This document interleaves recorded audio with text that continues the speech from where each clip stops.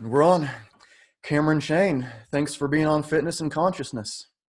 Thank you, Ryan. I appreciate it, buddy. Thanks for having me. I appreciate the interest and the invitation. Thank you. Yeah, yes, very cool. I'm pretty sure most of my listeners will have a good idea of who you are and what you do. But I guess let's just start off with what is Budokon, mixed movement arts? Just what is it that you do? Well, Budokon University is an educational institute through which mixed movement athletes are trained. Now that's a fairly broad term, mixed movement athlete. And I say that because I tend to train a lot of different athletes. I've trained Olympic volleyball players to NFL football players to basketball players. Like it could be really pretty much any athlete, in all honesty, that sort of come through. And then, of course, a lot of martial artists, because the root of my training style is martial arts. So the university itself tends to train a lot of martial artists. These days, we work with a lot of professional fighters coming out of the world of jiu-jitsu, of mixed martial arts, Bellator, UFC. So we tend to get those guys in a good bit these days. And that's probably due to my background as a martial artist, and also due to the fact that Budokon as a system, we're a black belt. Budokon is a style. What makes it sort of a very confusing conversation until you unpack it is that we are, in fact, a combat and conditioning system.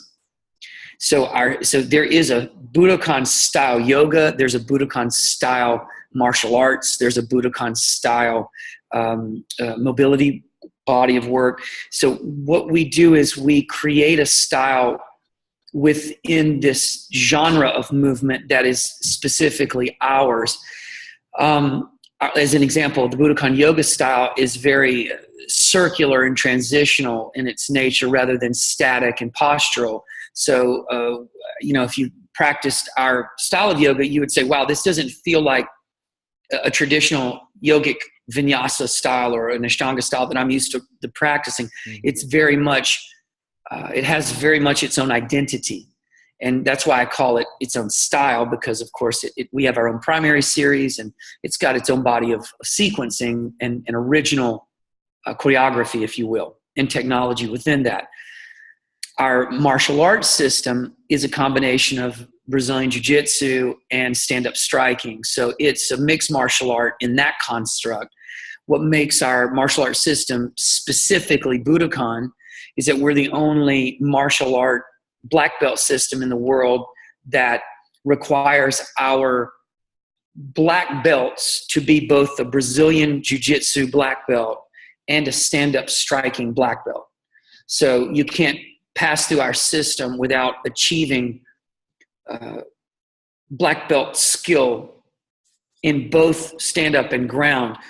And in addition to that, you also have to pass through the curriculum of the conditioning work. So you'll also be required to be a minimum 200-hour yoga teacher, to be a mobility coach, a calisthenics coach. And we have a good bit of mind science or living arts work that we do within our 6-pillar system. So you have to study intellectual capacity, emotional capacity. You'll study nutrition. You'll study environmental sustainability. So we have 6 pillars that we educate our students within. Movement is one of them. So our educational process is pretty unique, and it's nothing like any person is used to going through as a black belt, someone who's pursuing a black belt. They're used to going through into a martial arts system and specializing in something. We're doing karate, we're doing taekwondo, we're doing Muay Thai, we're doing jiu-jitsu. And in ours, you're not going to specialize in one combat specific style. So even though I have my history, I have black belts in Olympic style taekwondo and Yoshikai karate. So I've gathered tons of different striking technologies over the course of my, I started training martial arts when I was 12. So I've been training it a long time. And, you just start gathering and you start, polishing and cutting away at things. And so we really are a true mixed martial arts system. We're a mutt in that way. But you definitely have a very clear path when it comes to getting your black belt. You will be getting that black belt in Brazilian Jiu-Jitsu as well as stand-up striking, and those two that path is very clear. So I think that makes that unpacks it pretty clearly. So if someone was to say, why should I study Budokon style BJJ rather than going down the street and studying another system, I would say, if you want to become a great sport jiu-jitsu fighter, then you should train at a sports school. Mm-hmm.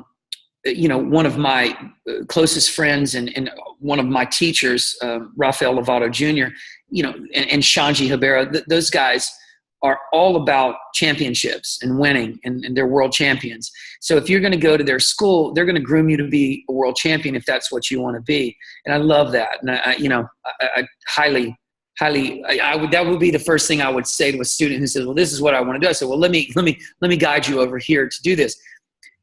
Are you going to learn proper Brazilian Jiu-Jitsu, under us? Absolutely.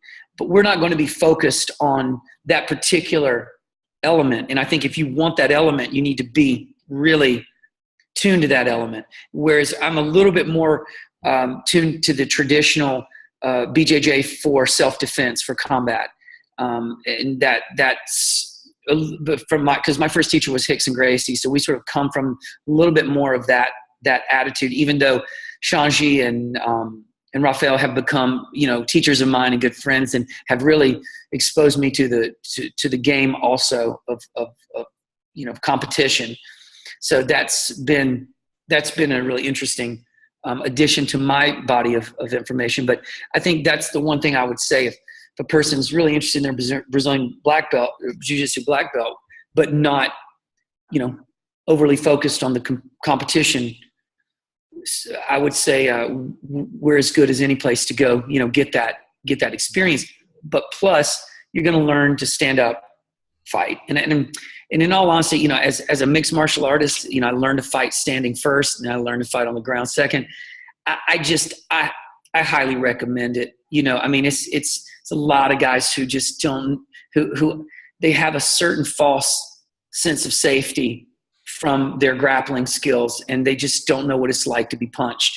They don't know what it's like to be hit, coming in, shooting for a takedown, trying to control someone, getting caught with, elbows and knees and hands. It's a nasty game. So you need to have experience with it. And a lot of times there's a false sense of security when you have that training, but you don't have the stand-up training to complement it. Yeah, that makes sense to me. And I teach a martial art class, and I don't present myself as, the best at anything, but I just started calling like martial art because there's going to be kicking, punching, throws, chokes, all the joint locks. My main classes that I've taken are jiu-jitsu, like traditional Japanese jiu-jitsu. Mm-hmm. And we're throwing kicks to the groin. Mm-hmm. And in like competitions, of course, that's illegal. But like my teacher's philosophy was like, if you get kicked in the groin, that's your fault because you left an opening. Mm-hmm. So, but in the UFC, somebody gets kneed in the groin. Oh, you get 5 minutes. Mm-hmm. And yeah, I mean, it makes sense. It makes sense from an entertainment and sports perspective. And I get, your point is well made. It's a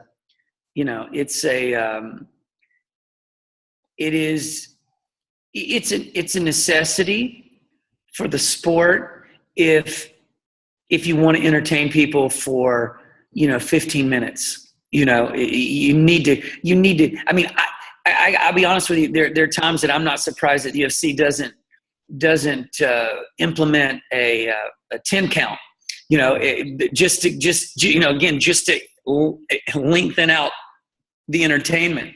Mm-hmm. You know what I mean? It's like, okay, like boxing. Okay, he's down. Give him 10. If he gets back up, here we go. And I mean, it wouldn't shock me. It would not shock me if because sometimes there's a greater urgency for the entertainment than there is for the actual demonstration of who in fact has the better fighting game. And I think we see that more and more as the game progresses towards creating entertainment fights rather than you climbing the ladders of the in a promotion. You're top 10 and now suddenly somebody comes and you get to fight this guy. But it's definitely the world we live in now. And it's understood. I think that it's interesting because I come from two different worlds. And if you come from the world, I came from martial arts and then I entered into the yoga world. And there's probably no bigger community that's linked together and sort of self-identified as yogis are. If you're in the yoga community, it's a very intertwined sort of almost insulated community. It's because the conversation is constantly about the world of yoga. Martial artists can get in that too, where that's all that the conversation can be about. It's interesting to me, to be, to sort of be able to, I exist within both worlds, the movement world, which is now its own world, another branch. Movement is now breaking off. There's yoga, and now there's this thing called movement. Mm-hmm. That is now taken on some, and everybody's a movement coach. Everyone's a movement teacher. So it's like it's now it's if I was an individual out there just looking to navigate through the waters of modern day, yoga, martial arts, movement, I don't even know what I would do. I'd probably be just groping along, trying to figure out what's what and who's who. And with Instagram, it's really all about this, you just, if you think someone's page is really pretty and attractive and they're good looking and suddenly, you don't even understand if you're watching a teacher or a performer or a novice. It's so hard now to even, in a way, filter, and understand what you're seeing, Yeah. Confusing. I think it's a bit of a confusing world out there right now. Yeah. And part of it is, what are you going to do with that movement? So is it like, okay, are you just going to dance? Mm-hmm. And you're just going to go, okay, that's cool.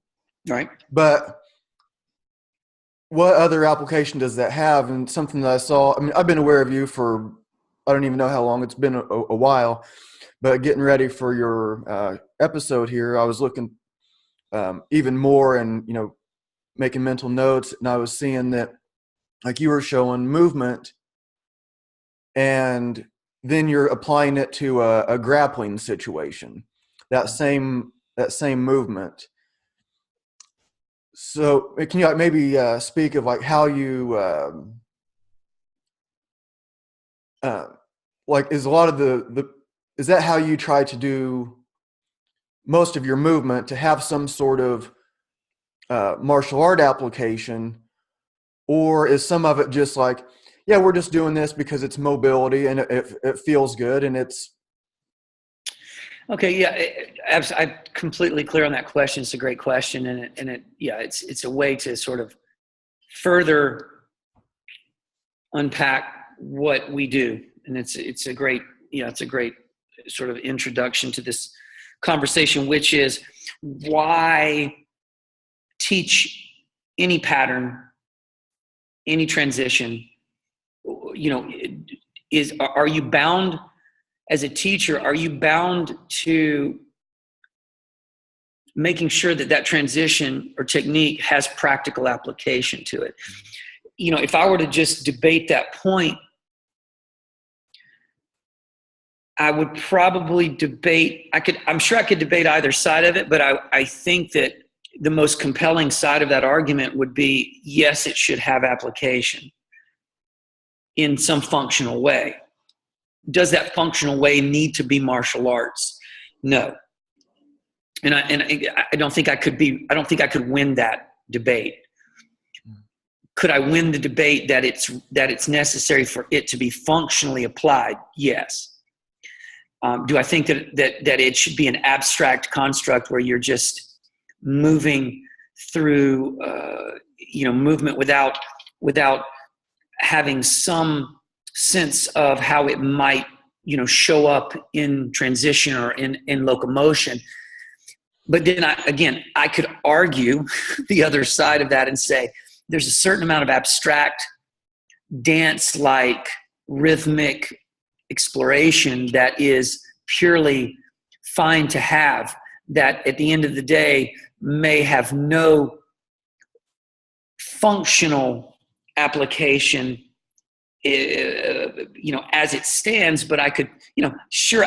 In other words, if I move my chest, if I move from my spine from flexion to extension and rhythmically, where does that apply, functionally? And what I would say is it doesn't apply, in exactly that context other than, moving the body in this particular way because you can, and because maybe you're channeling some type of rhythm or beat, coming from sort of a dance construct. But having the ability to isolate, having the ability to identify and move my body that way, will that show up as a benefit? Will that show up as something that is valuable for me in another place? Yes, it could. And yes, it probably will if I am a mixed movement athlete. Mm-hmm. So I teach from my perspective, and again, this isn't right. It's just the way that I care to educate. Every transition that we learn it in order to apply it in some combat structure. Because for me, combat is the most effective way to test the body's durability, the body's timing, spatial awareness, rhythm, strength, cardio, just anything you want to test can be tested in the world of combat. I can pick up weights for pure strength, no doubt. I can climb the side of a mountain, as a rock climber, and for pure strength, and it's an impressive, powerful feat, no doubt. I think that there's nothing as primitive, nothing as primal in the human DNA as wrestling, mm-hmm. survival, combat, running, chasing, capturing, evading. I mean, it's passed down through us. Now, maybe it's been to some degree, in some, and again, this is just, you can see this when you breed any kind of animal, but you specifically see it when you breed dogs. You can literally breed out a particular trait. Mm. You can take certain things away, and certain things, are going to sort of endure, but you can breed out a certain temperament. So I think in humans, we have an inclination to be aggressive and territorial, and all of the things that make us apes.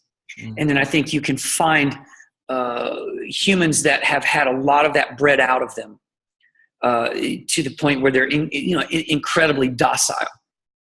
And great, but where does docile become passive to the point where you're no longer self-expressed, and now you're just literally not happy because you're not fully sincere and authentic to your nature. There's something about you that wants to rip your shirt off and and pound your chest. So I think there's something powerful about humans needing combat to express themselves through, to investigate their own internal violence. So that's a psychological value, in my opinion. If I were to say, how would this benefit a human being here? And a physiological value is, because it's such an old pattern in the body, a person learning to grapple and wrestle and sprint and move and fight, basically, I think it increases intelligence, in several different ways. But that being said, of course, the way I would educate with that kind of perspective would be, whatever we learn, yogic, calisthenics, mobility, this is where you're going to see it applied. And our general teaching formula is that we take primary positions of the body. Let's just take squat, for example. And from the squat position, we connect the dots. Where do you see a squat in yoga? Where do you see a squat in calisthenics? Where do you see a squat in combat? Where do you see a squat standing, grappling? Where do you see a squat in mobility work? So it's about cross-referencing constantly these primary positions and getting people to understand that squat's a squat, but here's how you're going to use it over here, and here's it's going to show up over here and go over here. So if what I build first out of a student is a very powerful, functional, capable primary position, then what they can do with that in secondary sort of positions, secondary situations, modifications of the primary, is going to be powerful. If a person's primary position isn't very strong and there's weakness in it, as soon as they start adjusting, modifying, making modifications in order to accommodate some changing variable in the situation. So, I'm in a lunge, but now I'm lunging a little bit more to the right and I'm twisting too. And they don't have strength there. Suddenly injury, this is where injury occurs. So making sure that our students are incredibly strong and capable in all of these variations of primary positions and situations is what sort of our educational matrix, our model is all about. So that's something that we do that's just very unique. And when I started this body of work, this organization, it was about 20, it's coming up on 20 something years. I started in the 90s. At the time I was training with Hickson in LA, and I started, this work. And at that time, it was weird. People thought what he was doing was weird. They thought what I was doing was, Hickson was always into yogic work, was into pranayamic work, was into, he was training with a guy named Orlando Connie, who was an old yogi, old Tai Chi, first guy I ever saw really animal locomotive constructs he'd play with. I think that he got from originally from the Chinese training. And then for me, I was like, oh, this is interesting, but I didn't really have that interest in the animals as they applied to combat. I was more interested in animal locomotion. I was interested in how quadrupedal animals move. And so that I really took my study in that direction, as opposed to in the direction of, combat. Yeah. I was like, I don't need the Chinese, I'm not, praying mantis, fighting monkey. Totally cool and badass. They're amazing athletes. I just didn't feel the connection to that particular expression of animal construct. So, and then a lot of people these days like this, like, you know, that are out there like animal flow, it's just like Zumba, you know, it's like some Zumba variation of this construct. It's just all fitness oriented because these guys have no idea. First of all, animal what? You know, and I mean, I know I'm probably being a bit of a dick about it, but you know, I do have strong opinions on people just coming along and borrowing from an idea that they did not create, nor did they found, nor did they put any real study into, and then just capitalizing off of a name, off of a trending thing. So, you know, animal flow, and it's like suddenly like, what is that? You know, it's just like an example of these.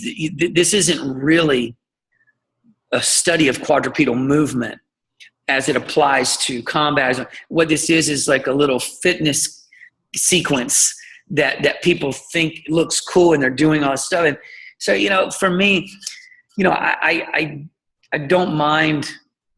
I don't mind that people, you know, of course, want to copy things because they think they're cool. I just think when people start doing it and capitalizing on it in order to make revenue, you know, profit-oriented, you know, trending opportunists, you know, there's just so much of that. So, you know, when I look back on the 2 decades I've been in this business and doing this work and sharing it out there, it of course, it's always interesting for me to just observe how these guys come along and bite off something that is a piece or a part. I mean, I always say to people, you know, a lot of people say to me, well, you know, why didn't you teach Budokon animal? Why didn't you create your own, you know, why didn't you do that in the beginning? I was like, look, if I thought it was a complete system, I would have done it. It's not complete. Mm-hmm. And so there's no reason to make it. It's not enough. And if you really look at animal locomotion, you know, the study of it, this thing, there's not enough to it. It's a very, you know, I can teach you the whole body of work in a day. Literally, I can teach you the whole body I can teach you all the transitions and all the animal constructs that are primary in a day. That's not a deep, you know, layered art. What it is a way of exploring a concept. Now you won't be as good today when I teach it to you as you will 1 year from now. If you play with it, of course you're going to take it and it's going to make you stronger. But I can also say the same thing about pull-ups and push-ups. You know, you know what I mean? Take a person who's very little experience with pull-ups and push-ups, and what are they going to look like in a year of doing a consistent pull-up push-up routine? They're going to look strong. They're going to look different. So any fitness construct is going to make you stronger if you're disciplined with it. Any of them, jumping jacks, for all that matters. You know what I mean? But that's not what this is about. What it's about is the deeper, layered understanding of movement as it applies to the animal that is the Homo sapien, this ape that we are. How, like, what serves this ape the most? What is the greatest value? You know, for me, maybe this is just because I'm by nature a philosopher and an artist. So I have a very abstract, almost esoteric viewpoint of a subject when I approach it. So it's sort of like, what's the point here? Yeah. You know, what's the point? What's the point of jiu-jitsu? It's certainly not just so I can armbar someone. Mm-hmm. You know, that's a point, but that can't be the point, because what it really is about is the development of the human being, the character of a person in a complete way, because this person is having to explore their fear, their anger, their violence, their generosity, their carelessness. It's all coming out in the expression of this art form. And that's something you just can't get in some little, you know, physical fitness construct that's you know, about this deep. Yeah. You know, it's not going to happen. So for me, I'm like, why then? You know, Why? And that's always my pushback on the fitness world, is like, stop being so goddamn shallow about, about what you're doing. It can't be simply, this is it, just so you can feel strong. Can't be about feeling strong. There has to be about the development of you in your entirety. And for us, that's why I have a 6-pillar system. I want to see a person's intelligence evolve, their reason, their logic, their ability to use reason and logic. I want to see their emotional capacity develop. I want to see them be able to withstand, and expand their emotional threshold. Another one, relationship. I want to see the way that they relate to the world around them, people, places, things. And I want to see that expand. So there's a greater capacity to see how they are related to everything and how they affect everything. Nutrition, environment, these pillars of our system are how you educate a person in a complete way, as opposed to simply saying, here's a physical fitness construct. Now learn these moves, and then what? What else are you teaching people? We're teaching people about being not. I'm like, well, is it in the curriculum? Is it a requirement? Are you testing them? How are you creating consequence when they are assholes? Mm-hmm. When they're greedy, angry, jealous, what is the consequence? Do you take away their belt? You strip their stripes? You know what I'm saying? So, and how do they know? And by the way, how do they know what they're being measured for? Is this part of a curriculum that you can point your finger to and go, see this? Without you achieving this level of emotional,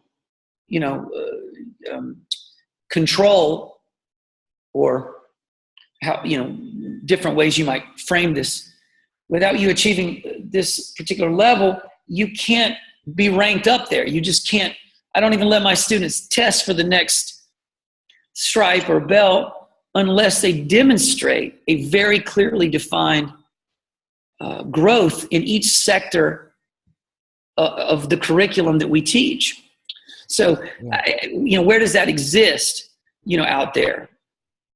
We and even in the world of jiu-jitsu, in the world of MMA, and, in the world of karate, whatever, we just, if people perform well, if they compete well, if they win world championships, we just give them their belts.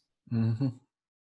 Because, so there's no part of the curriculum that holds a standard of behavior. There's just suggestions. Be respectful to your teacher, be respectful to your parents. Yeah, that all makes sense to me. That resonates with me quite a bit. At the end of my classes, my like kettlebell and body weight classes, we do meditation for 2 minutes. I'll teach like Zen meditation, but I'll say if you have another method, then that's cool too. Whatever you want to do is cool. I'll explain Zen in about a minute, but if you have some other way, then that's cool too. And I'll talk about it being, some people might get frustrated, like sit down and meditate, and then the lawnmower guy across the street starts his lawnmower, or some dog starts barking, and they're just sitting down and meditating, and they'll get frustrated because now there's this noise. I'm like, well, that's supposed to be there. It's just a dog barking. And if you can avoid having that physical reaction to that stimulus, then you realize that that's in you. Like, you got mad. The dog didn't make you mad. The kid didn't make you frustrated. You were frustrated. The kid is just kid. Was there a point, or was it just like a natural evolution where, I guess I'm kind of doing some assuming that you have eventually become your own favorite teacher. Like, you don't think, or not that you think that you're the best at everything. You're not saying that I'm the best jiu-jitsu teacher in the world. Because I'm not. Yeah. But was there a point where you became your own favorite teacher? I think I'm my own favorite student. That's cool. I like that. Yeah, if I was going to be really accurate with that statement, I'm my own favorite student. I mean, because I'm insanely dedicated to being a student, to learning, and to constantly be evolving and growing. So I think that I am the hardest working student I know. And I'm probably biased when I say that, but well, and in all fairness, I'm like, Picasso said something that resonated with me and has probably stuck with me for I don't know how many years, but he said, the second occupation is a trap. So if you really want to be a painter, then you'll also be willing to starve to be a painter. If you're that great and you're that committed, then you'll starve until you make it. That might be a bit idealistic. I don't know. But all I can say is that I relate to the statement because I made my life about being a student. It seems like I made my life about being a teacher, but I made my life about being a student. I created a world in which I could continue to learn nonstop until the day I die because I've created an educational environment, which means that I'm also in the learning process at all times. Now, of course, any human could have that perspective, and that'd be a great perspective to have, that I am in the learning process no matter what I'm doing. But I really purposefully constructed a reality that is about education, and that's the conversation. And that conversation is about education of me as a person. That's the conversation on the table. It's not about me learning about finance, money. It's about me learning about me. And I purposely sacrificed and adjusted and changed everything so that I could be having that conversation nonstop until the day I die. So that's what makes me feel like I'm the most dedicated student that I know. And each person should be that for themselves. It's like, how serious are you really about being a student? Well, I'm so serious about it that I created my entire world, my occupation. My wife works with me for Budokon. Like everything's about Budokon. Yeah, I could pretend it's not, but it is. Mm-hmm. Everything is about, because that's what I wanted for me as a student. I wanted something that really forced me to just be a lifelong student. So I've given everything I have to that, and I've sacrificed things that might be, in some people's opinion, more comfortable, certain amounts of wealth, certain amounts of successes, in order to be in that. Because, to tell you the truth, very few people become independently, like highly independently wealthy in this business. Some people do. Tony Robbins, great example. He's in the business of changing lives and teaching people, and he gets to do that every day. And good for him. He's made millions of dollars out of it. And really, I think that's amazing. Fantastic. Good for him. And anybody like that, good for them. It's just definitely a trickier business to create that, out of. But if you can do it, definitely great. But that was never my focus, never has been, never will be. My focus is not going to be monetary gain. It's going to be happiness, because that, for me, if I'm whoever is the happiest person in the room is winning. Mm-hmm. That's it. I mean, you can be the poorest guy in the room, but if you're happy, you're winning. Because that's what we're all trying to get, is this sense of comfort, joy, achievement, accomplishment, happiness. This. I feel whole. I feel at peace. I feel I have purpose. I feel full. And if that's you, then you're winning. And if that means you have $2 in your pocket, blah, blah, so be it. So I can never look at a person who's not financially successful and say you're not winning. You're doing something wrong. I would just say that if you want certain things that cost money, then you're going to have to play that game too.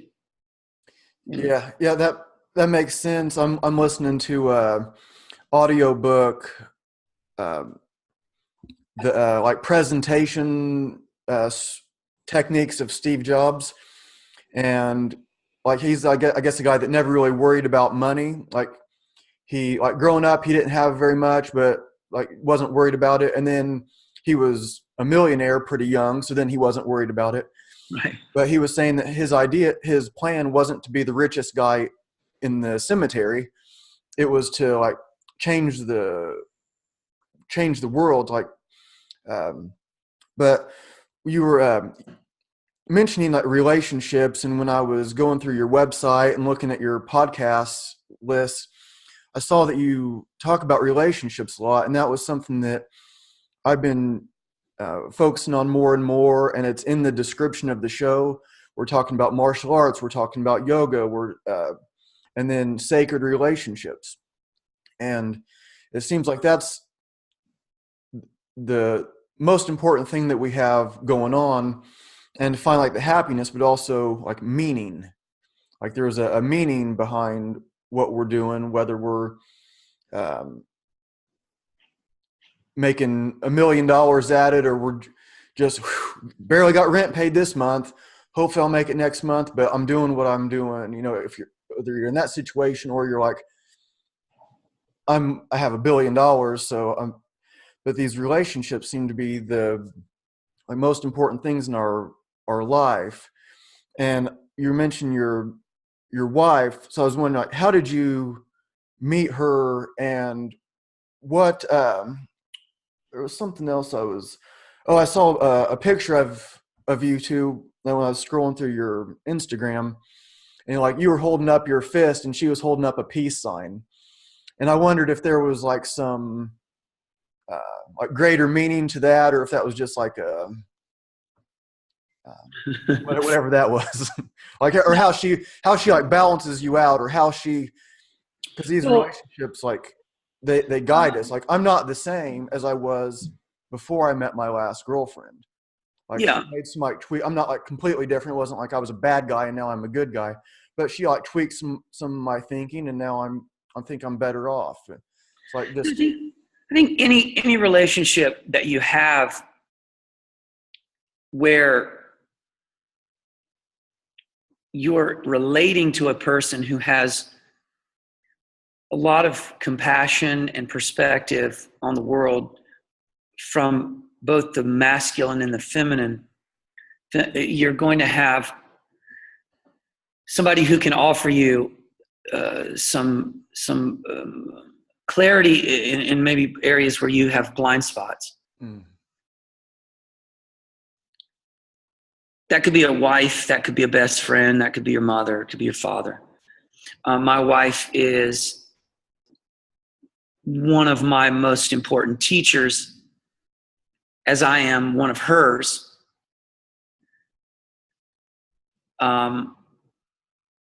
What she has done, I think what any woman or partner, male, female, I say woman in my particular case, can do for a relationship where you're committed to making a relationship work under any circumstances is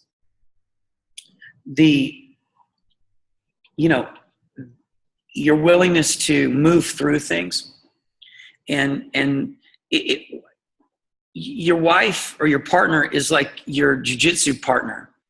It's every day you're in a battle with them, and you start to figure out their patterns, and you start to figure out what they like to do, and they're, slowly but surely you begin to see a pattern, and you then decide if you're going to be frustrated by that pattern, or you're going to learn to work around that pattern or work with that pattern.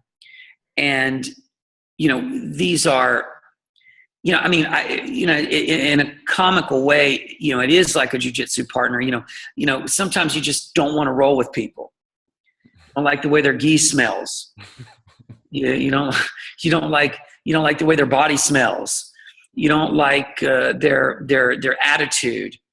You don't like the way they roll. Maybe they're too aggressive. Maybe they fall on you constantly because they're reckless and there's so many things that make you you pick a partner in life or in jiu-jitsu.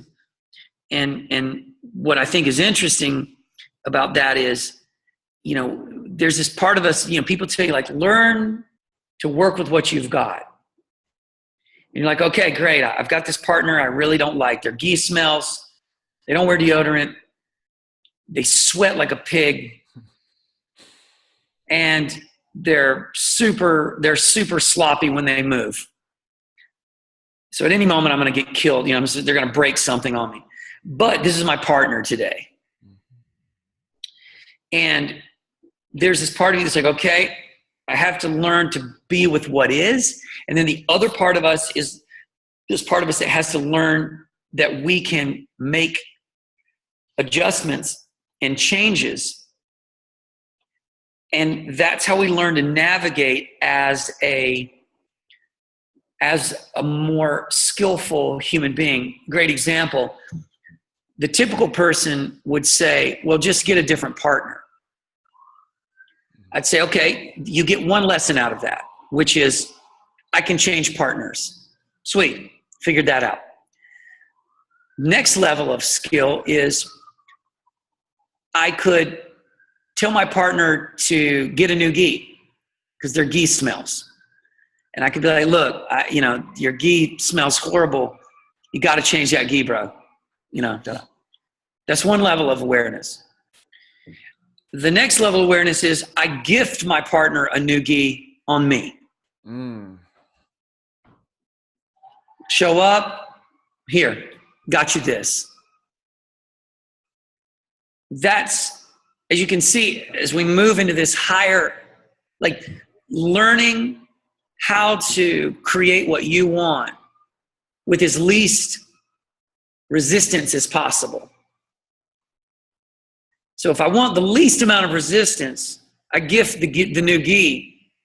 And I say, here, I want you to have this.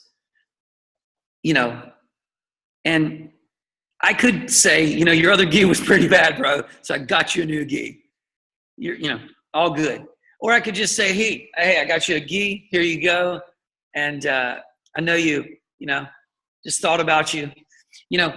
It really depends, but I think we understand the difference between I pick a new partner, I tell my partner they stink and fix their shit, and then I just buy my partner a new gi.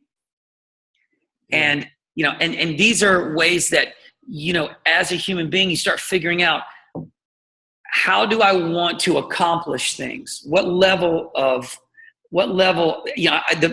more difficult the problem, the more reward of solving it. The bigger the game, the more I stand to win. The smaller the game, the less I stand to win. So if you want to play a big game, you got to be willing to look for big solutions. So this is an example of, okay, I can battle over this, or I can just go here and I can start playing this more skillful game. Yeah. Yeah. I actually, I had something like that happen. I was, we've all had something like training this buddy of mine, and I had a new gi, never worn, and he wasn't wearing one, and I usually didn't care at my, just training people at my house. I'd give them like a flannel shirt to wear or something like that if we were working on gi stuff. But I gave him a gi, and this was a long time ago. It was like $65 or something like that I paid for it. I was going to use it myself, but I was like, just give me the money next time. Well, next time he comes, he didn't have the money. Next time he comes, he didn't have the money. And I end up like barking at him because it's like, okay, you owe me money, and now we're going to be training martial arts. I'm going to be kicking you. I'm going to be punching you. I'm going to throw you down. I'm going to be like, we can't have this thing where you owe me money and then we're having these battles. And so I ended up like barking at him, and then afterwards, I didn't like the way I handled that. And I was like, I'll tell you what, forget about the money, keep the gi, keep coming. You don't owe me anything. Because I wasn't charging for lessons and stuff. A lot of times I was teaching because I couldn't get to my classes.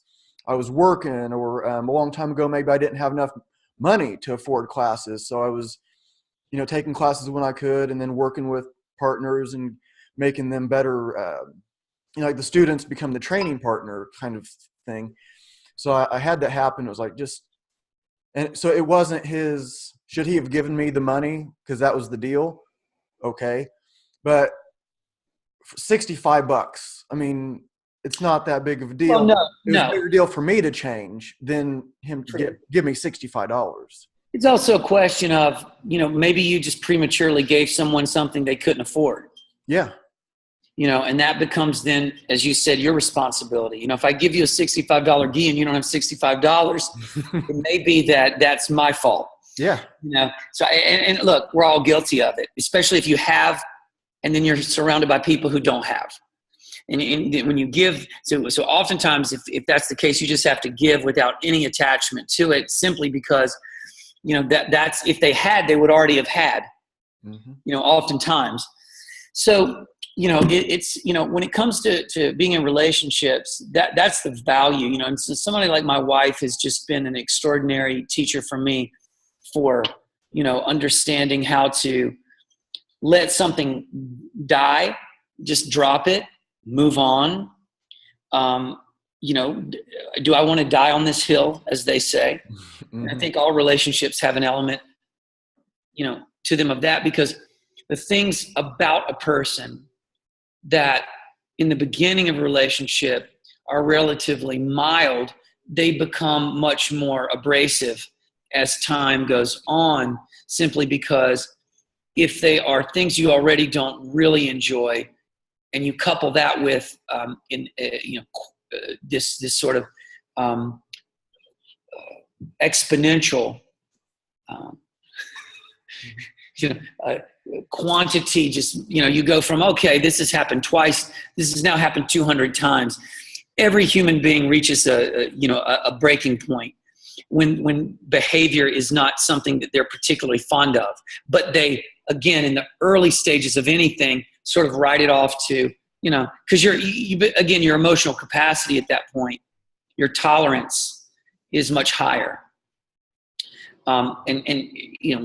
So I think that's what real relationship does for you. It helps to expand your emotional capacity.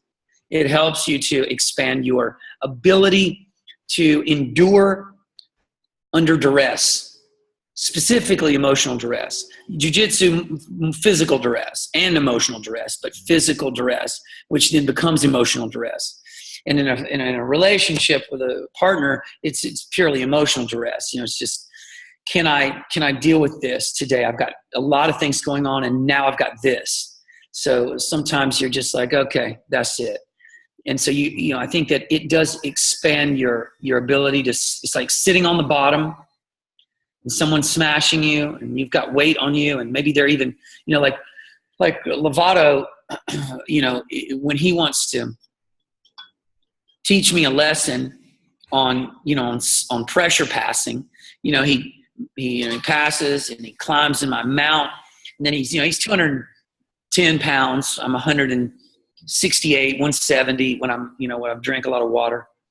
So climbs on top of me and mounts me, which is his signature transition. It's like pass, mount, choke. And it just smothers me underneath his, giant frame with the gi on. And you can't breathe. You're laying there, and it's exactly what he wants, which is he wants me to want to quit. He wants me to want to quit. And he doesn't really want me to want to quit. He wants me to not quit. Mm-hmm. But the pressure game wants me to quit. That's the game. The game is, I want to beat you before I submit you. Mm-hmm.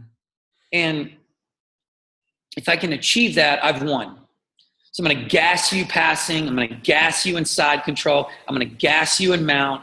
I haven't even submitted you yet. I'm just going to gas you out in each position until finally, when it's time to submit you, you're basically grateful for it. And this is a very different attitude when it comes to pressure. When you deal with Shayne and Salo, when you're dealing with Rafael, dealing with the Cyborg, another one of my buddies down here, and Victoria, like the guys that I train with my own time, and they're all these guys are huge. So their game is pressure. Because the thing about jiu-jitsu, if you weigh 170 pounds, 150 pounds, you're always going to be fighting bigger people. Always. If you're 210, you're sometimes going to fight bigger people and sometimes going to fight smaller people. More often you're going to fight people who are in the 185 range. And then you've got the bigger boys in class who might be, 210 to 250. But you got a lot of people who are 185. Mm-hmm. Your average guy can be between 160, 155, the lightweight guy, and your middleweight guys up to 205. So that's your the most people in class.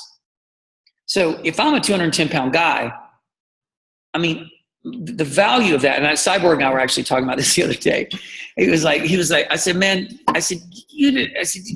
brother, it's miserable to be 170 because you're constantly having to fight bigger guys, all the time. It's just, and he's like, man, I know, I would hate it. He's like, I love that I'm 220, 240, whatever. Because I love it. When these guys are huge, they love it because it is literally an advantage. Yeah. At all times. So, it's the emotional pressure of withstanding these larger guys. They don't oftentimes even get to feel it. I know Rafael got to feel it when he started to train with Shayne and Salo when he went to first train with those guys, and Salo just crushed him and was just punishing him every day. He tells the story, laughs now, but he's like, you don't even understand.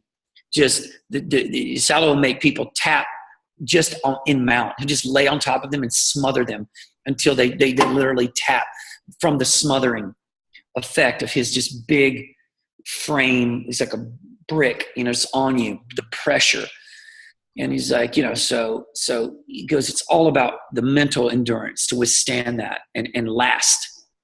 And so, I think every relationship can be a place to practice that. So my wife is definitely one of the great teachers for me around me, constantly getting my emotional threshold stretched, calming down, because she has behavior patterns that make me, want to, battle with her. And me too. I've got behavior patterns that make her want to battle with me. So for us to sort of just accept that about one another in those moments, not get in the battle, and then there's an age difference. My wife's 32. I'm 47. So a lot of my behavior at 32 has been, cleaned up. And a lot of her behavior is still in the process at 32, she's fairly young. So, some of my ways trigger her younger patterns of reaction. And then when she behaves that way, then my patterns then get triggered. And I'm like, my biggest pattern is I have an intolerance towards irrational conversation, dialogue, whatever. And if it's irrational, I just immediately go, stop. No. Mm-hmm. So if somebody comes at me with that, and my wife will oftentimes come at me with an irrational sort of perspective. And I say irrational, she's not crazy. It's irrational. She's not being rational or reasonable, but she's doing it on purpose. She's fighting with me, just to fight, because there's something that's triggered in her about self-worth or survival. And then that in turn will then trigger me. And then I have zero tolerance for it. So then I get hard and tough, shut that down.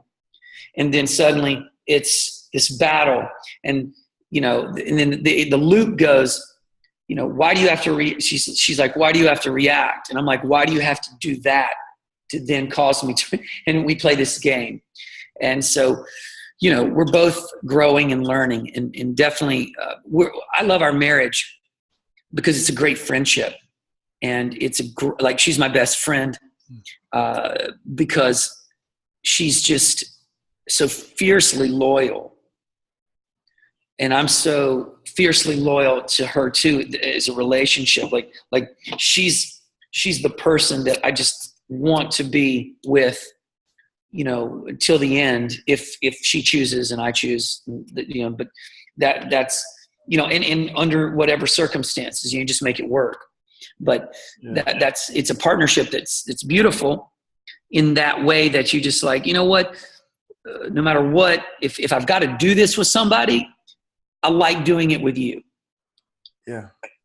So relationships can be really powerful as long as you, in the jiu-jitsu game, your martial arts game, your meditation game, all these games tie into that same construct, which is the ability to sit, be witness to what's occurring, and your ability to be emotionally steady while the world is moving around you, and doing things that may, create discomfort or may trigger you. Yeah. That all makes sense. I think a lot about, like the loyalty, like sticking it through with someone, like when things are like breakups are tough. Well, they can be, they can be, but they can also be like, no, I don't have to deal with that anymore. But what aren't you dealing with? And there was, and like when your wife or someone is like two partners are having some kind of like conflict, there was this comedian, Daniel Tosh, and he had this joke like, a woman doesn't need another pussy. Yeah. So she wants somebody that's going to like, maybe saying put her in her place isn't quite the right way to put it, but a guy that's going to be like, no, I'm not going along with that. But she also maybe needs a guy that's not going to say anything. So something can happen and he can just absorb it, let it go, no big deal, never going to bring it up again ever. Mm-hmm. But also somebody that's going to not let something slide. So there's like this balance of what do we react on and what do we just like let go. Oh yeah, how do you not be a people pleaser, which is what he's saying. She doesn't need another pussy, she doesn't need another guy who's just going to sit there and take shit without having the sort of the self. What it comes down to is the self value. You have to see your self worth enough to go, hey, this stops here. I mean, certain things are about you drawing a line for your own worth and what, how you feel, what you feel comfortable with in terms of how a person's behaving towards you in your personal space. And then there's just people doing stuff that you don't care for, but has really nothing to do with you. Mm-hmm. It's like telling my wife, let's say we're going out in the night and she dresses super provocatively, pants are, her ass is hanging out of her pants and her da-da-da-da-da. Well, she might be thinking, I really want to look sexy for you. Mm-hmm. And you're like, great. Super. Thank you for being sexy for me. I appreciate it. But then as a guy, we also realize that when we go out in public, we're going to have like 100 guys, mm-hmm.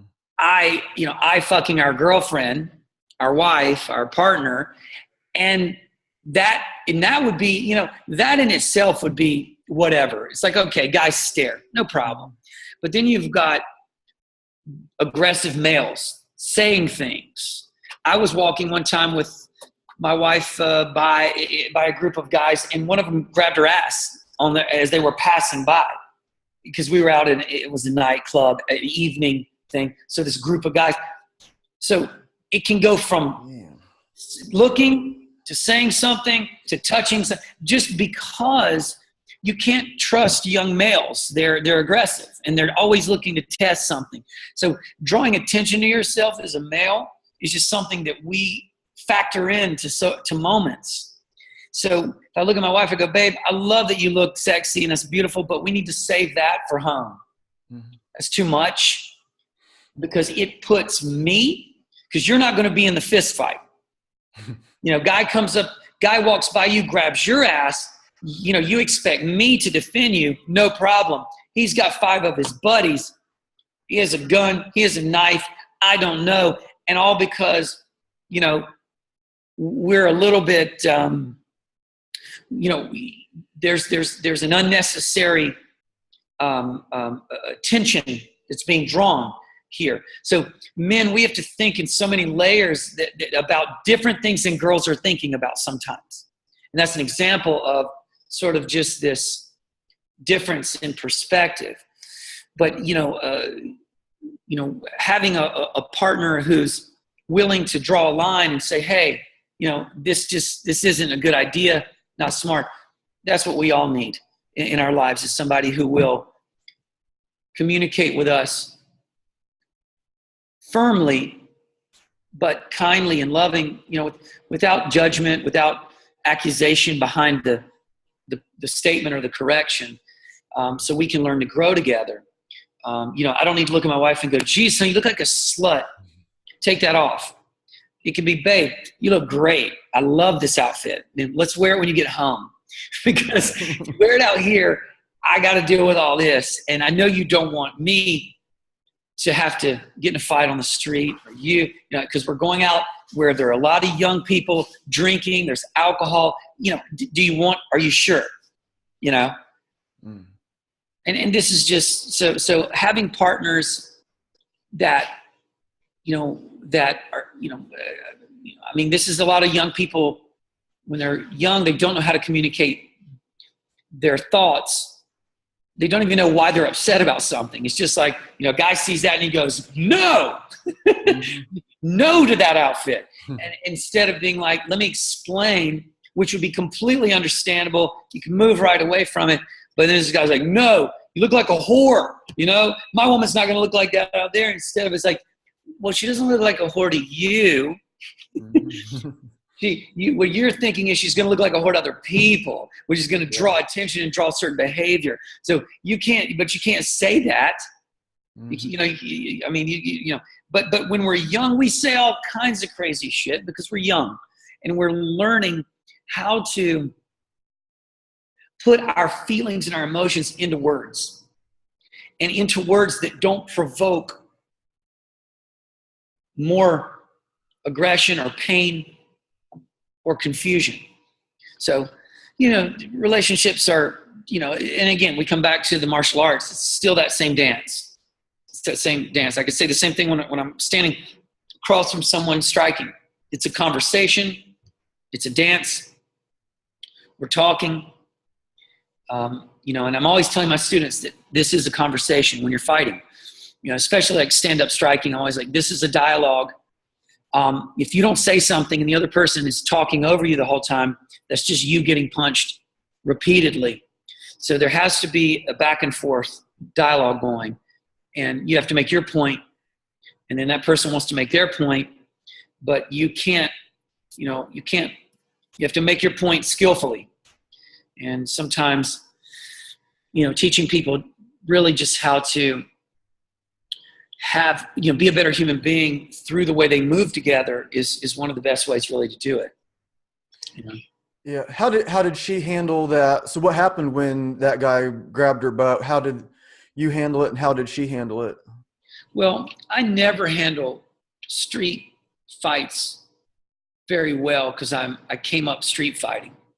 So I'm always a bit quick to get into street fights. Now, I grew up in an era, I'm born in 71. I grew up in an era where you could get into a street fight. Nobody went to jail. Police might break it up and go, all right, go home. Now, you punch somebody, 2 guys get in a fight, they're usually going to arrest both of you. They're going to take you down, and they're usually going to charge both of you.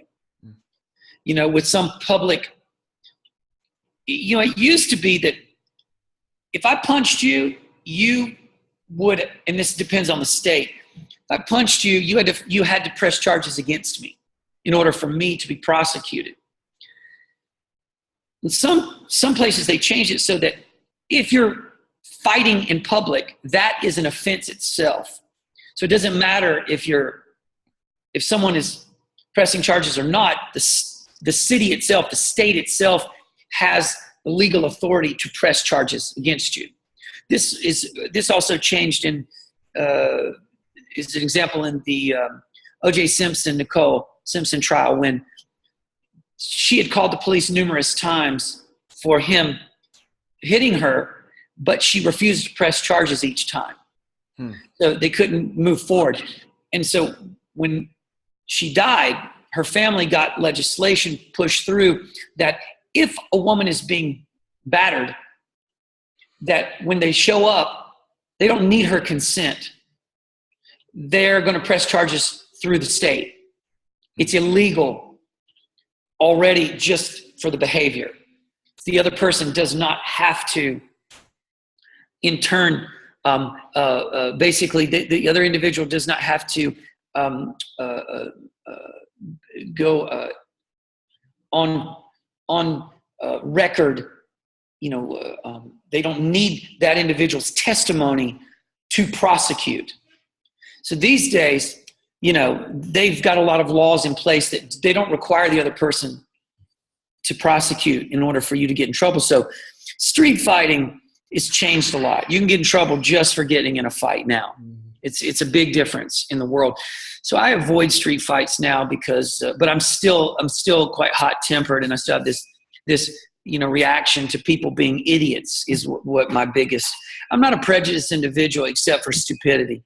I always tell my students they get a good laugh out of that because they know that when it comes to diversity, Budokon University, with black, white, Muslim, Christian, sex, sexual, gender identification. I don't care. I'm not interested in those conversations in general. But if you act like an idiot with me, I will treat you like I have a genuine and honest,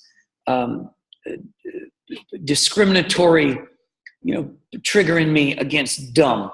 When people just act stupid, I can't take it. And so I'm very clear. I'm like, guys, this is the only thing that you'll find that I have any kind of discriminatory behavior towards is acting stupid. So don't act stupid in here.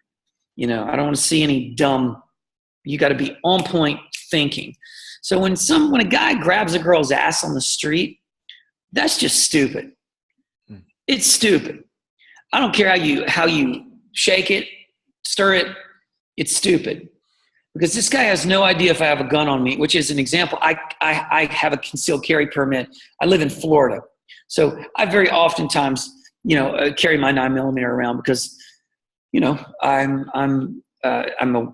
first of all, we teach weapons combat training, in our system. To become a black belt in our system, you have to have knife and gun training. So oftentimes I'll have a gun on my person. You just, in the streets these days, you have to be quite careful. You don't aggress people. You don't, because in Florida, if you grab a woman's ass, if you touch her, that's considered assault. If she's defending herself from it, if she feels in danger, she can shoot you. And I tell you what, it's hard pressed to prosecute her. Yeah. So you have to be quite careful with how you behave in the world these days. Be very careful. So, in moments like that, I chose not to do anything about that because my wife was like, do not do this. Do not, go there. But my normal inclination, of course, is to, just be like, oh, okay, we're going to have a good old fashioned fist fight and then we're going to, be done with it. But, those days are sort of over, and I think in a way it's actually probably less valuable for society that you can't just, well, fighting is not a way to solve a problem. I'm like, well, you know, I hear you, but humans are animals. And sometimes when we don't have a certain amount of fear in us about a behavior, we can feel inclined to feel, justified in behaving that way. So punishment with animals, even animals that are capable, like we are, of so much logic and reason, we're still driven mostly by emotion. So if you're emotionally triggered with fear at the idea of doing something harmful to someone, it will keep you from doing it. If you override that fear, because I can tell you the first time that they ask a person to blow themselves up, like an ISIS fighter, an 18-year-old kid, first time they suggest that, I can tell you right now, the first thought that goes through that person's mind is self-preservation. Mm-hmm. The first thought. Now, I'm not saying you can't get around it. You obviously do. Yeah. But the first thought is self-preservation, and then you have to use reason. Start to talk, what's the reward for this? What do we get for this? What's the purpose? What's the point? So we start using some logic, some reason, and then we get into some emotion because, we got to top it off with, you're doing it, to in the name of God, and think of how proud God's going to be when you show up after fighting, for him, in a very, very direct and powerful way. So you're like, sweet. As far as they're concerned, they're going right to God. So the risk reward, so you can talk people into things using logic and reason and then, emotion, and you play that game very skillfully, and suddenly you've got humans doing whatever they want. So it's clever. It's a clever game. But, I think what's important is just to remember that, the way that human beings behave is mostly driven by emotion. Mm-hmm. That is then supported by some logic and some reason based on their personal experiences. It's hard to turn a guy into a racist, but it's not hard if you raise him in a racist culture and give him enough evidence through logic and reason to support that position. You raise a normal kid, normal multicultural environment, and try to turn him into a racist, it's going to be pretty tough because he's got black friends. He's got black friends that he cares about, that he loves, Mexican friends, South American friends. You grow up in LA, you maybe have a diverse body of friends. So you can't look at the blacks, the browns, the whatevers, because some of them. Yeah. And you can't. So then it's hard for you to just collapse all of that into one singular, prejudice. So diversity is crucial in order to keep us from being prejudiced in that way. So yeah, it makes sense. I think like with the butt grabbing and if I had to guess, that guy probably doesn't train in martial arts and probably doesn't do like Zen meditation. And if I had to guess, probably not. Yeah, exactly. Because like learning that way, you just like realize that like, yeah, I'm kind of a tough guy, and but I don't have to like look too hard to find people that can beat me up real easy either. So and why would I disrespect another person? Right. Yeah. That's the thing with martial arts. It's so much development of character and ethics and sort of behavior, like who am I in front of and with other people as a team and a community, that it just even wouldn't occur to me to behave that way, because I would just know that that's not etiquette for a person who wears this belt. And that's the thing. When you belong to nothing, then you have no thing that you are bound to. No code, no ethic, no moral compass, nothing that you're bound to. And so I think to wrap up this conversation in a general sense is that, to me, that's probably the greatest gift of martial arts in general, is how it binds you to this character, to this person that you ultimately could be, but you're not instinctually guided to be, because human beings just simply aren't instinctually guided to be anything except survivalists. That's the one thing that all people share, is this sort of urge to survive.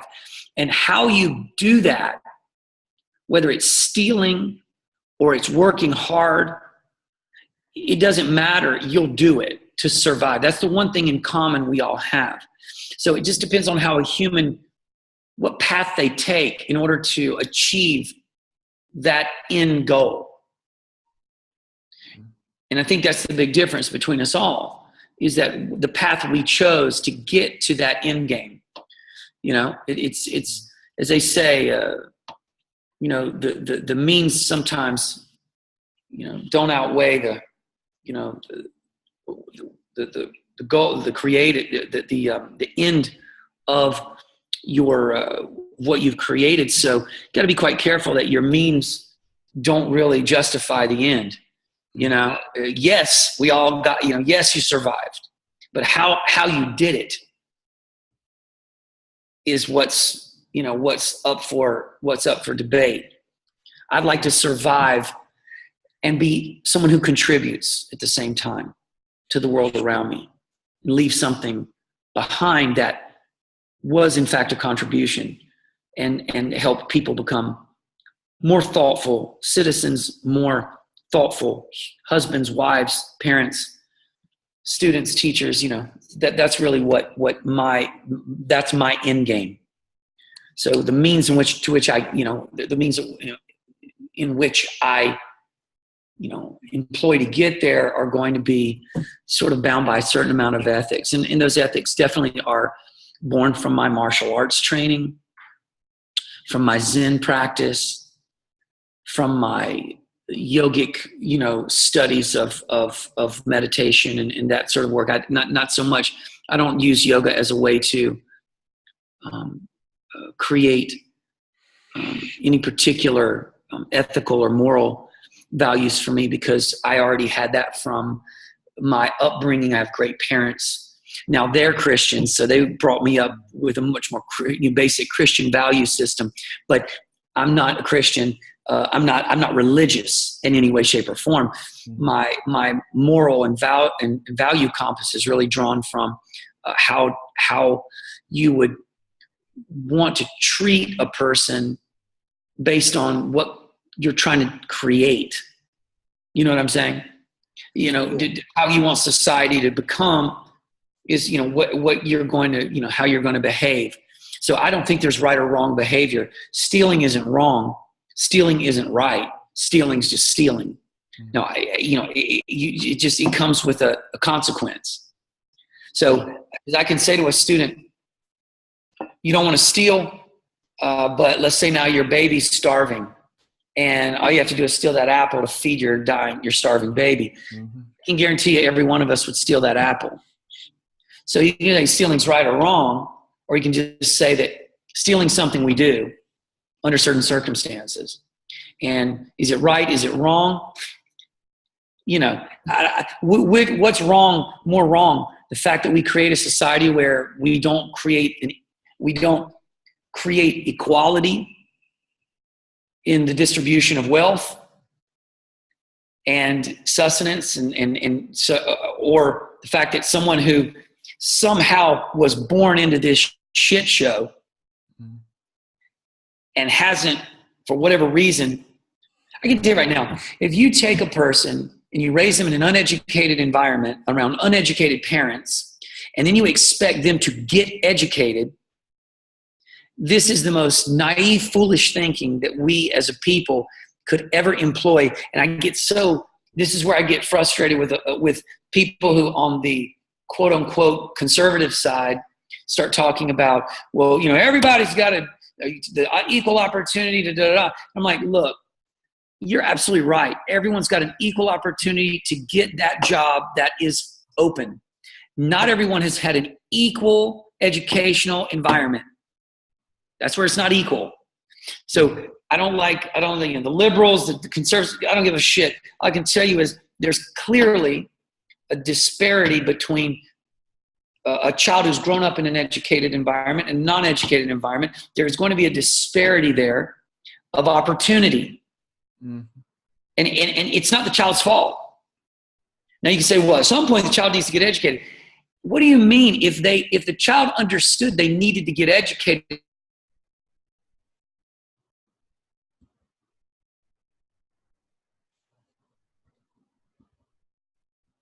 sweet.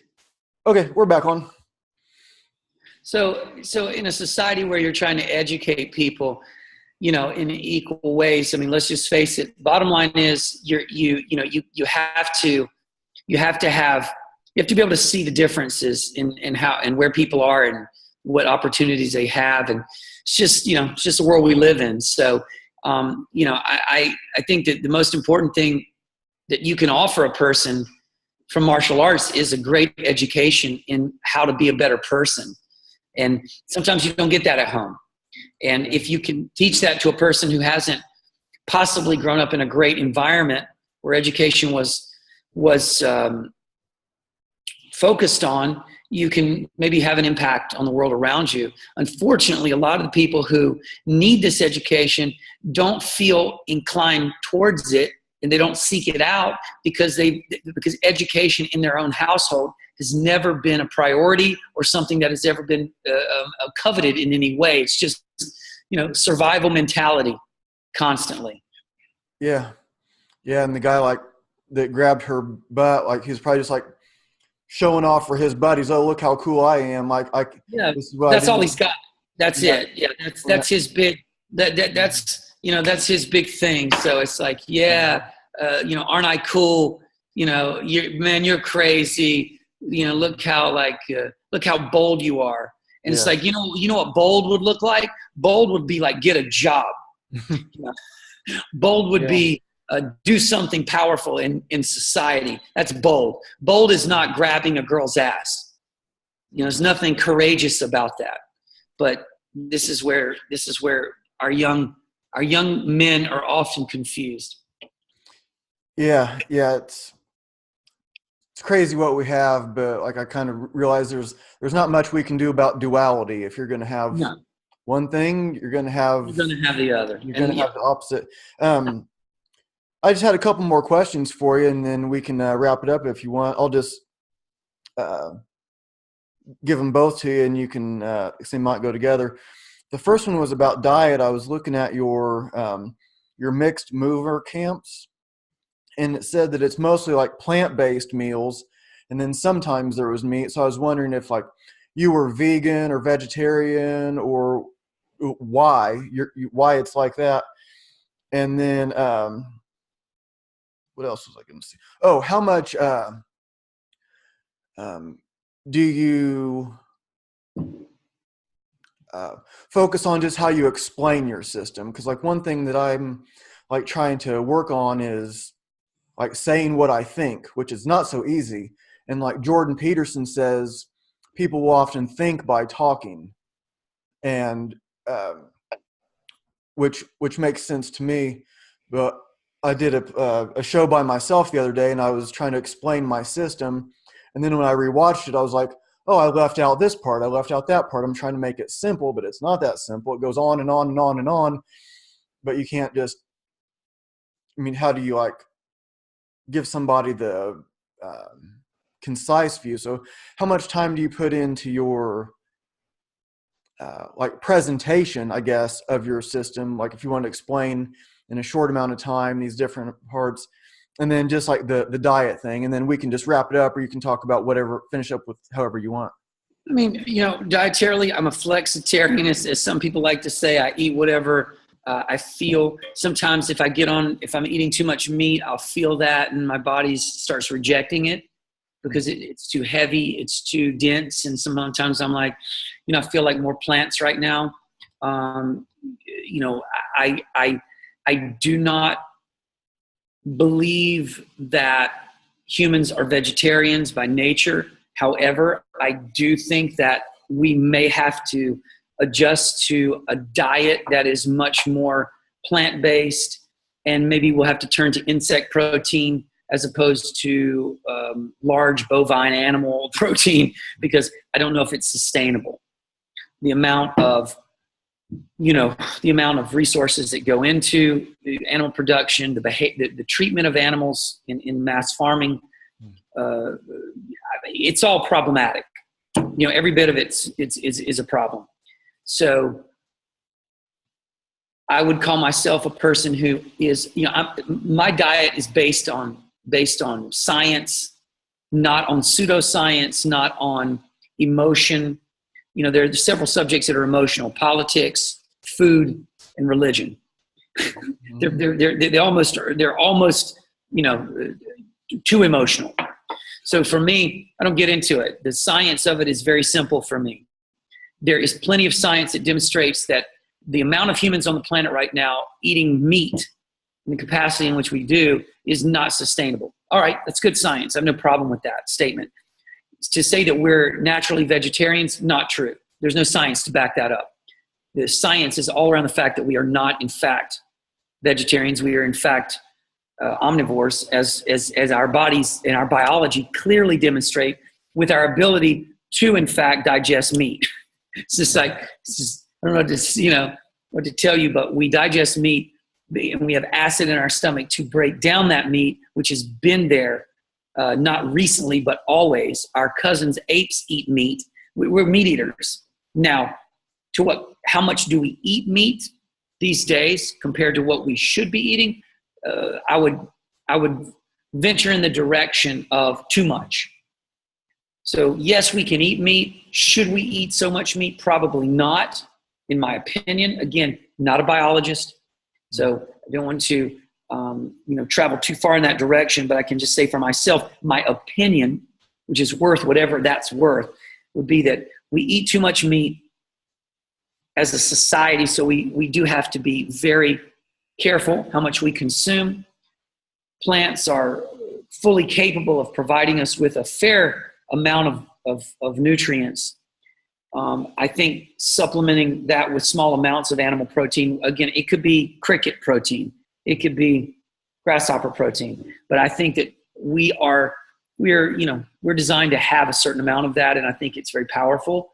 And again, do I have an issue with the way we treat animals ethically in farming? And of course, absolutely. So if you're going to choose meat, you better make sure you've sourced out where you're getting it from.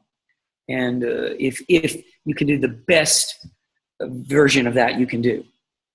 Yeah, that makes sense. That's my opinion on grass-fed and free-range, quote-unquote, animal farming. Yeah, I'm a vegan. I quit eating meat when I was 15. I'm 39. I've been vegan probably like most of that time now, like on and off, vegetarian, vegan for the first several years, and then strict vegan for the last about 6 years. And I can make a perfect case that it's the best, but you just made a perfect case that something else is the best. So I'm not going to say that you're wrong. So I think that a lot of people, they get kind of like, they want to be right and somebody else is wrong. Well, I might make perfect sense to a lot of people, and it's proven. And you make perfect sense to a lot of people, and that's proven too. And there's people that they were eating a lot of meat or eating meat or whatever, and then they went vegetarian or vegan, and they feel so much better. Mm-hmm. And then there's other people. I've mentioned Jordan Peterson a time or two on this. Him and his daughter, they can pretty much only eat meat. Mm-hmm. His daughter was having, I don't know if you know who he is or not, but by the time she was, I think, 14 years old, she already had a hip replacement. She had an ankle replacement. She has this autoimmune disease where she has these terrible reactions to almost every kind of food except meat. Yeah. So she can't even like put seasoning on it. Well, here's the thing. You ever met anyone that's allergic to meat? Well, I think there's people that will have really bad effects from it, but actually allergic to it, I would say that's a real allergy. Like, and an allergy is an inflammatory response in the body that says this is some type of foreign negative pathogen, something that is attacking my body. I don't know of anyone who's allergic to red meat. Yeah.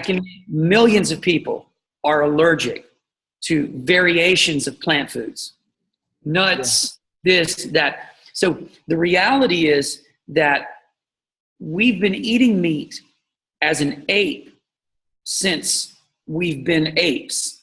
Yep. And now that doesn't mean we're supposed to have a tremendous amount of meat. The bottom line is we've just been eating meat forever.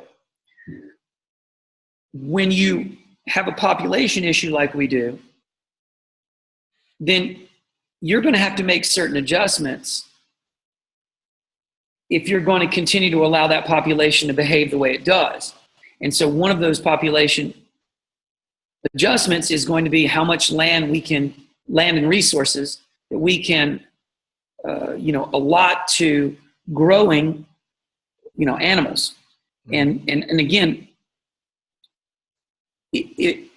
for me, it's about, I grew up in the South. Hunting is fairly common. We hunt deer. We hunt, we've always hunted. Humans are hunters, and so are apes. Apes are hunters.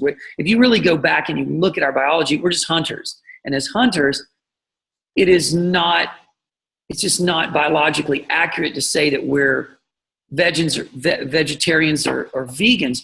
The reality is we can be vegetarians and vegans, and we can be healthy. And I think that that's the more important argument that needs to come from the vegan vegetarian community is, guys, let's not debate about whether we're supposed to or not, because the truth is that's bad science. If you're going to argue that, you just, vegetarians, they don't have the science to back up that statement. They have pseudoscience. They can say things like, oh, well, we don't have claws and we don't have fangs and we don't have this. Well, we also don't have, we're also not covered in ape hair anymore. And we're also, I can tell you all kinds of things we also don't have anymore that we adapted to based on the fact that we left a certain environmental, climate and started behaving differently. But here's the thing that didn't change with us is we didn't stop eating meat. We've never stopped eating meat. There's no human that ever, as an entire culture, stopped eating meat. There might be some people who had less meat because they became farmers. There are some folks doing this and that, but humans as an entire species never stopped eating meat. So that's just to say that we've adapted to a non-meat eating environment, and to the sense that like we can't process meat anymore. It's like, I don't see you have to show me the biology, that science that supports that statement, because it's a very specific statement to make. And some people's bodies react differently to meat. As we said with Jordan Peterson's daughter, some people's bodies react very well. Some people live to 105 and smoke. Yeah, it's not about that. And that's why I don't like that argument, because I think it really weakens and diminishes the position of the vegetarian community when it's trying to make a point. It's like, if you want to make a point, the worst thing you can do is argue inaccuracies as facts. What is a fact and is a great argument is it sustainable to eat meat? Whether we did or not, is it sustainable? That's a great argument. And we can argue that right now it's, the meat consumption of humans is over the top. The treatment of animals is out of integrity. So we've got some problems that you can really dig your teeth into and have a good debate about.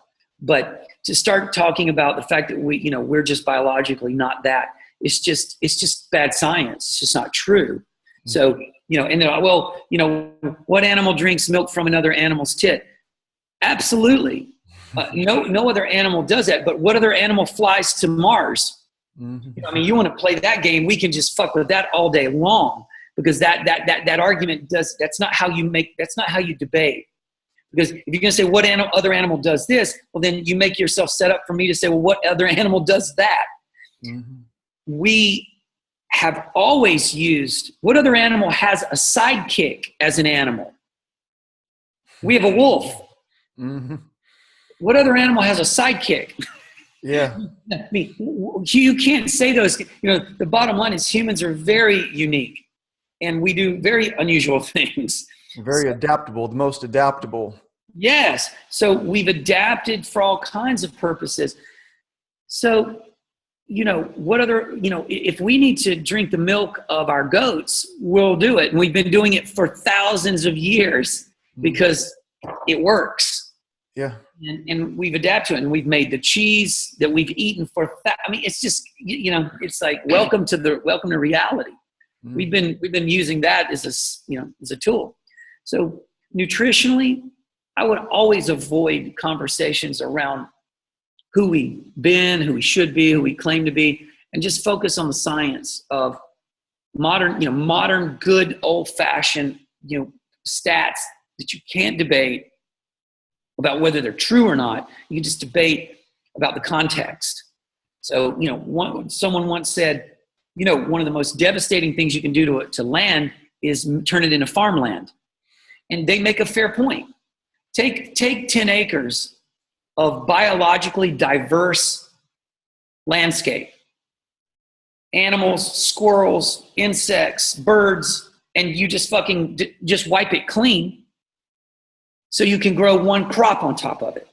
Now you tell me if that sounds like a solution that's super smart for how you're going to take care of the planet.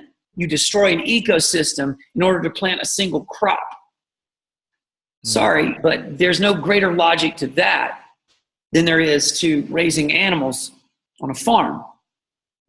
So these are all solutions, but if you're going to pretend that your solution is above reproach, it's above criticism, it's above looking at critically, you're in trouble. Yeah. Yeah, I think it's no perfect solution.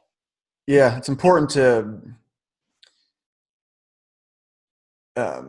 I think sometimes not to be so tied to everything that we think. Like I teach at a wilderness survival school, and so I go there, and there's skins, and there's a buffalo skins, and there's a skunk skin, and there's skulls, but I don't go and think I'm above all of this. I'm the most superior human here, or this is a.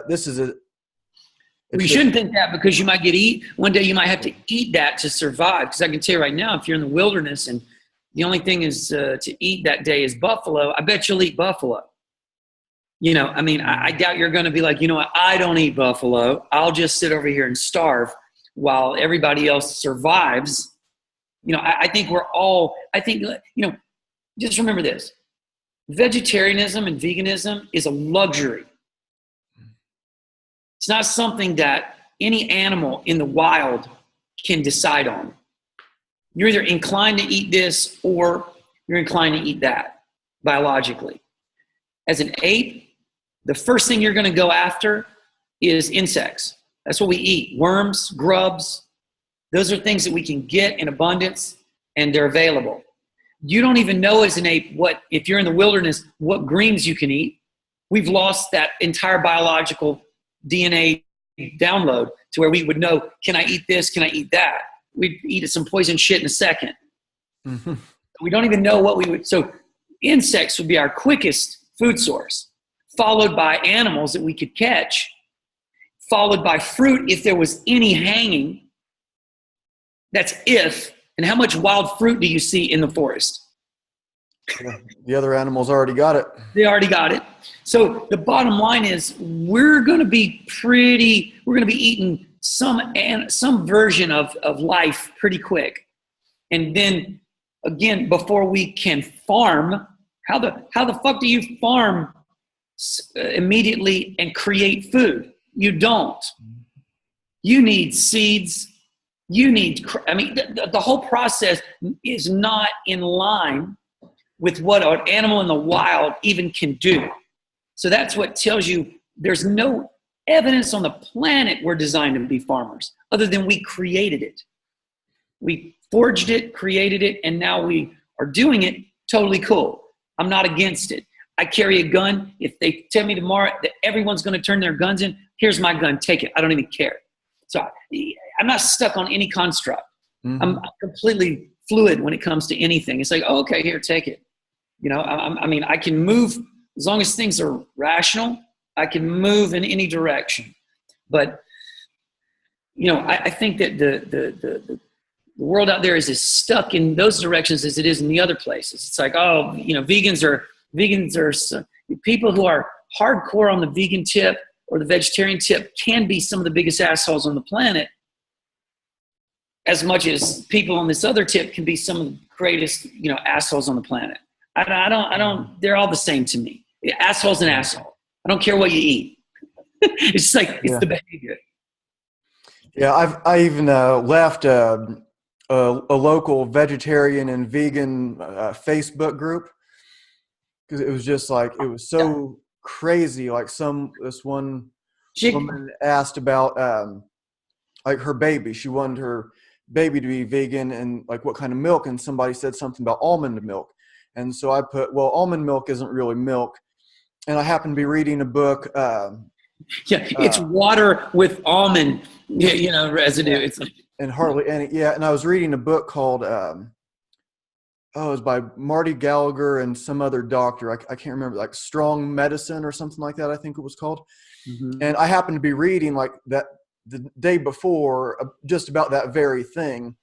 And so here I am, I'm a vegan. I have strong beliefs, but this woman is talking about her baby. So I say, here's a book this is written by a doctor. I just happened to be reading it, so I took a picture of the paragraph, said what book it is. It's at our library. You can check it out. And the hate that I received from saying, this isn't just my opinion. This is a doctor who's talking about specific nutrients, specific chemicals, specific things for this specific age. Here's the book. And it was like I was just this Satan himself come to destroy everyone. Yeah, I'm not. Yeah, that's what I'm a vegan, and I'm saying maybe you should drink milk. I don't know. The yoga community, the vegan community, you find a lot of this in these extreme, and that's another reason I sort of left the yoga community as a person who was really heavily involved in it. Was I became really disenfranchised with the cultural judgment and finger pointing, gossip. It's just it's an industry and a culture that's full of whiny little bitches, and I mean that in every way possible. I've reached a point where people are like, "This guy's a dick." Absolutely, I'm a dick. I'm a complete dick to you because you are a person who is behaving without using good common sense. You're stuck in all types of narrative and story, and I don't give a fuck, quite frankly. I just don't care what you think. I don't care. Have that opinion. Do it. You don't pay my bills, so I don't give a shit what you think. You don't like my cussing. You don't like my attitude. You don't like my whatever. Again, please fuck off. And this is just how I feel with that whole community and the games they play in these places. There's so much judgment out there. And I just think, honestly, when I look at these people, they're always ugly, unhappy, just lonely looking people. Always, every one of them. You just look at their profile picture. You'll go, I would never fuck that person ever in a million years. That's the first thought that pops into my mind. And you can hate me or love me for that statement. I don't give a shit. And that's the thing about me that's so joyful. And my thing is, the people that love me totally get me. Those are my students, and I don't need anyone else. I don't care who doesn't like me. I don't care who has opinion about me. And people talk shit, and I'm just like, hey, you know what? I have a school right here in Miami. Anytime you want to show up and talk that shit right in front of me, oh, you won't do it, because you're just another one of these keyboard cowboys that wants to do this business. So I that's my whole feeling about that whole entire industry and group. And then you've got some martial arts industry has some of those douchebags in it too. Shit talking, blah, blah, blah, blah, blah. And I'm just like, yeah. I mean, I had a guy, Ito Portel, wannabe student, from like some Colorado, where was it? What's in Colorado? Boulder Movement something. I wish I could remember that little douchebag's name thing that they had. So something posted on one of my Instagram videos, like, this is abuse and ridiculous, and you could learn more from a wall, because he didn't like the way I was ripping this girl's ass about her handstand, because I was really fucking with her head and her story, because she's like, I can't do it. And it's like, I've been working with this girl for, at this point, I don't know how long, and she's still in the same narrative. And I'm riding her ass because I'm like, this is not acceptable. And I know you're doing this everywhere, because I deal with this person on a day-to-day basis at this point. And then I've got this guy pointing this out, and I'm like, dude, you bring that shit down here to Miami. Oh, but you won't. You'll sit back in your safe little hidey hole in Colorado on your cell phone and talk some shit on that thing. And when I'm right, if I was standing right in front of you, I guarantee you would not talk to me that way, because you would have a proper fear of confrontation, which is good. You should have a proper fear of just being that way to a person, knowing that you might get your teeth knocked down your mouth. You know what I mean? It's just like, it's like, don't do it, because at the end of the day, it's just out of integrity to sit. And if you want to have a healthy debate, then make a point, ask a question, start a conversation. Don't write some derogatory, provocative statement and then hide behind your position. Like, why are you so reactive? Why am I so reactive? Why the fuck are you on my page? That is in fact mine. That is in fact my space. I can block you. That's how I know it's mine, because I can grant you permission to be there or not. That's how I know it's mine. You're on my space. You're writing some negative commentary, and you're bringing nothing to the table, you're not trying to make me wrong, because there's no argument. Because if there was an argument, then, okay, prove me wrong. But it's not about proving me wrong. It's just about you being right. Yeah. And saying something critical. And the world is full of that. And I just don't give a fuck. I'm just like, these people and this whole thing, like, I'm too old to give a shit. I'm successful. I don't care. You know what I mean? It's like, and that's the thing. I'm not going to stop being successful, and then I'm not going to stop getting older. So I'm going to get less give a fuckish, or more give a fuck. I'm just going to get less and less, care about what people think as I've aged.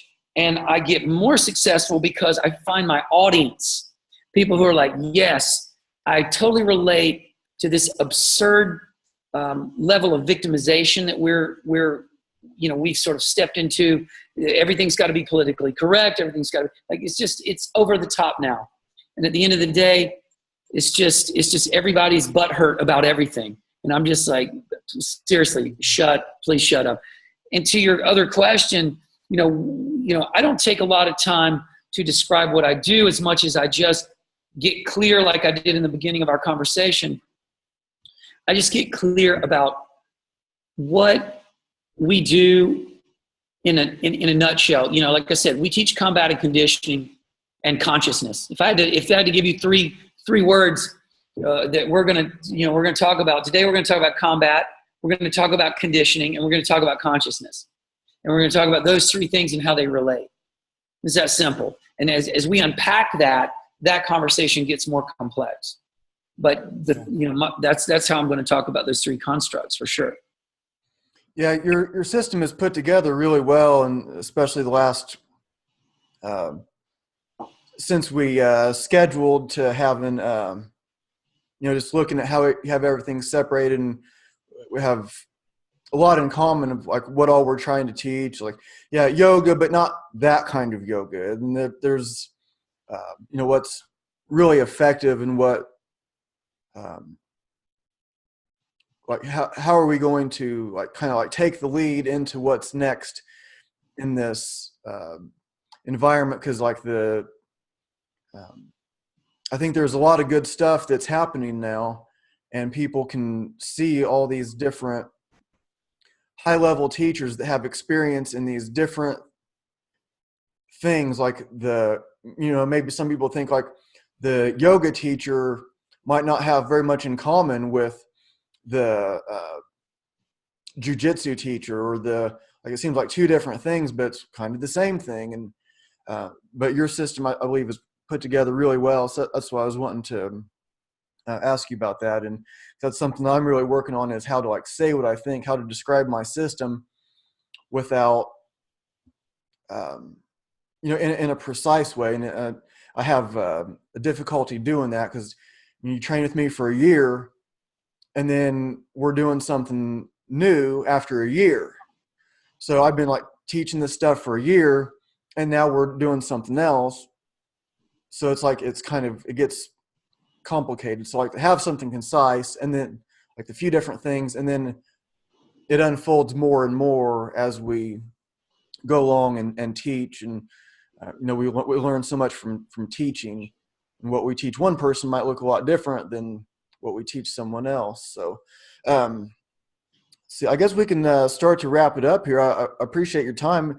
Is there some like final thoughts you wanted to leave us with? How can people find out more about what you're doing or work with you? And anytime anybody wants to find out what we do, they just go to Budokon.com, and they can look at the Budokon University website.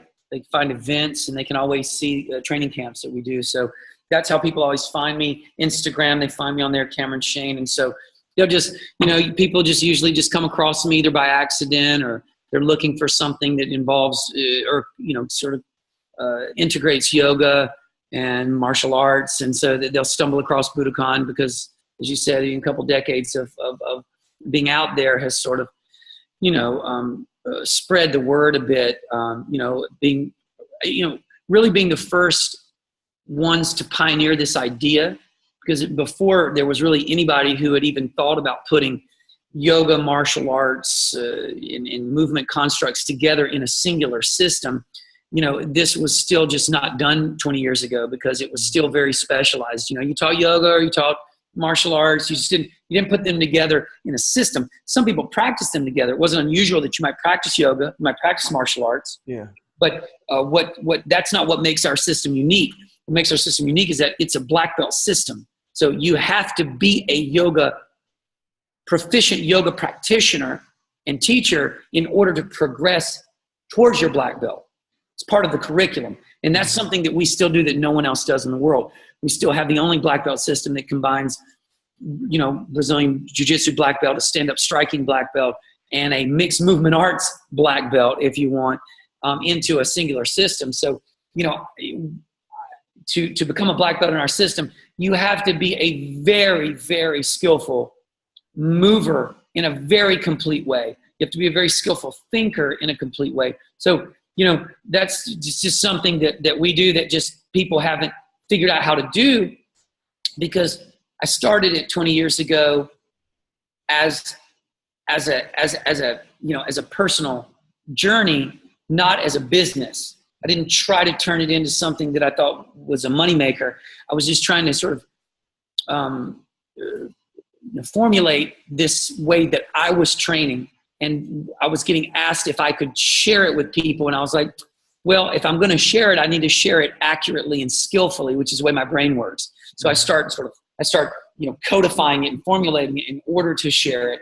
But it's changed and grown and evolved over time as I've changed and grown and evolved. And so, one of the things about me starting that system is that you need to be, starting a system of that complexity, you have to have a certain skill level already, which is the thing that was unusual about me. I was already a yoga practitioner and a martial arts practitioner at equally sort of high levels and with movement. And I was in order to sort of start putting those things together, you have to be able to see these connections, which means you have to have a deep layered understanding of each of the constructs. Because if you're just great at martial arts, you're just not going to really see your yogic path you haven't gone deep enough into the practice to understand where it really does connect back in. And it's more like, oh, there's this, there's that, but it's, this is really the one thing I would leave you with is, in order to go deeper in these places, you just have to go deeper into the singular constructs. You have to go deeper into the yogic work. You have to go deeper in the martial arts work. If you don't have access to something like what I do, which is a place where we educate people in those areas already, you come to Budokon, I'm going to explain to you where these points connect. And so you don't have to discover them for yourself in every capacity. I'm going to explain, and then you're going to have to investigate them, which is just going to expedite the process a bit, because discovering them is the hard part. If I already show them to you, then you can start investigating them, and at some point you'll fill in the gaps. But it's kind of like the internet. People who are doing really interesting things on the internet, they didn't have to invent the internet. Yeah. They just had to understand how it works. And then understanding how it works allows them to then create things to play on it. But they didn't have to invent it. Mm-hmm. And so that's the thing. My students don't have to invent this Budokon formula. They just have to then understand it and then start playing and becoming skillful with it.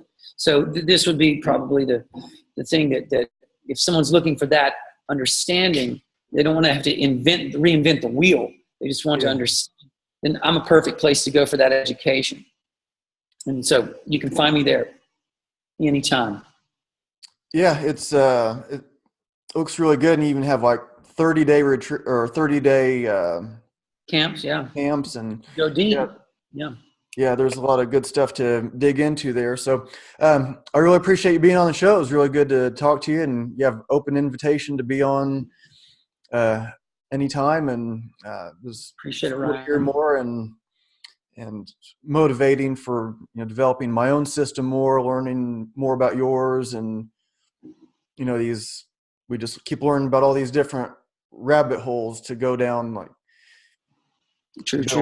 Build more and more. So I appreciate it, buddy. Thank you so much for your time, and I look forward to our next chat.